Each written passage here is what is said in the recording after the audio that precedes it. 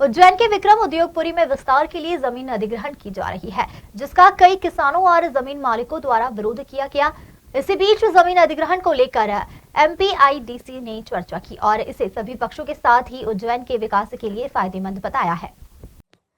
दरअसल विक्रम उद्योगपति ने नए प्रोजेक्ट के लिए जमीन अधिग्रहण के लिए अभी जिला प्रशासन द्वारा सुनवाई की जा रही है। दरअसल विक्रम उद्योगपति के नए प्रोजेक्ट के लिए जमीन अधिग्रहण के लिए अभी जिला प्रशासन द्वारा सुनवाई की जा रही है और एक टीम सर्वे करने पहुंच गई। किसानों और जमीन मालिकों ने इसका विरोध किया और इधर विक्रम उद्योगपति के सीईओ राजेश राठौर ने बताया कि जो जमीनें ली जा रही है उसमें करीब 473 हेक्टेयर जमीन लगेगी, जिसमें जमीन मालिकों को गाइडलाइन दोगुना मुआवजा मिल रहा है।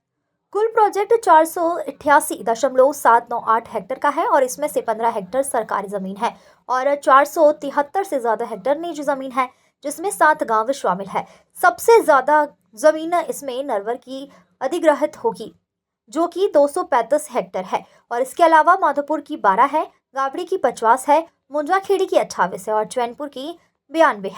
करछा की 36 हेक्टेयर और पिपलोदा की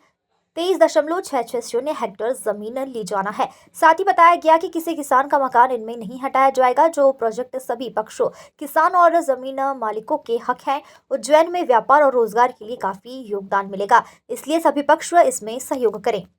उज्जैन से सचिन सिन्हा की रिपोर्ट। देखिए, जैसा कि आप सब लोग जानते हैं कि बाबा महाकाल के आशीर्वाद से माननीय मुख्यमंत्री जी उज्जैन से हैं और ये पूरे उज्जैन के लिए एक बहुत स्वर्णिम अवसर है और इस स्वर्णिम अवसर की वजह से उज्जैन में बहुत सारी संभावनाएं घटित हो रही है और इंडस्ट्री में भी आप लोग देख रहे हैं कि विगत एक वर्ष में कितना ज़्यादा इंडस्ट्रियलिस्ट का रुझान है उज्जैन को लेके। तो जो भी विकास कार्य यहाँ पर हो रहे हैं और इंडस्ट्री यहाँ पर आ रही है तो निश्चित ही उनके लिए ज़मीन की डिमांड होगी और उस ज़मीन के लिए जो विक्रम उद्योगपुरी के एक्सपांशन का प्लान किया गया है, जिसमें जो वर्तमान विक्रम उद्योगपुरी है उससे ही लगा हुआ क्षेत्र, अलग से नहीं बिल्कुल लगा हुआ क्षेत्र, उसको अधिग्रहण करने का प्रस्ताव है और वो प्रक्रियाधीन है। धारा 11 की कार्रवाई माननीय जिलाधीश महोदय के द्वारा की गई है और जो भी नियमानुसार उसमें मुआवजा बनता है भूमि स्वामियों का, और नियम ये है कि कलेक्टर गाइडलाइन का 2 गुना मुआवजा उनको दिया जाएगा। तो मुआवजा नियमानुसार परीक्षण करने के बाद अवार्ड पारित होगा और इसके अलावा भी अगर किन्हीं भूमि स्वामियों के कुछ भी हित हो, चिंता हो, आशंका हो किसी को लेके,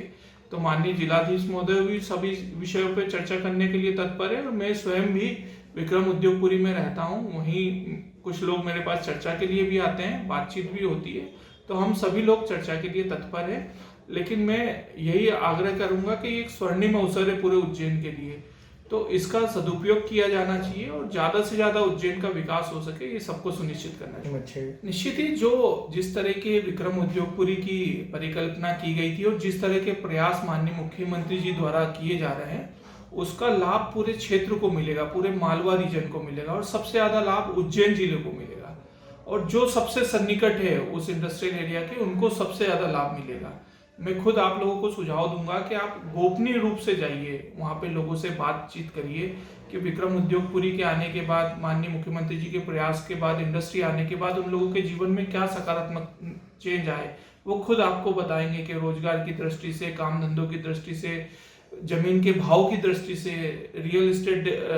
सेक्टर के डेवलपमेंट की दृष्टि से कितने सकारात्मक उनको लाभ आए। तो ये तो अभी मात्र ट्रेलर है, अभी पिक्चर बहुत कुछ बाकी है इसके अंदर, तो बहुत सारा डेवलपमेंट अभी होना है। तो हम सब लोगों को संवाद के जरिए, समन्वय के जरिए, आपसी सहयोग के जरिए उज्जैन के सामने जो एक बड़ा अवसर आया है माननीय मुख्यमंत्री जी के रूप में, उसका उपयोग करना चाहिए ताकि हमारा उज्जैन बहुत प्रगतिशील शहरों में बन सके।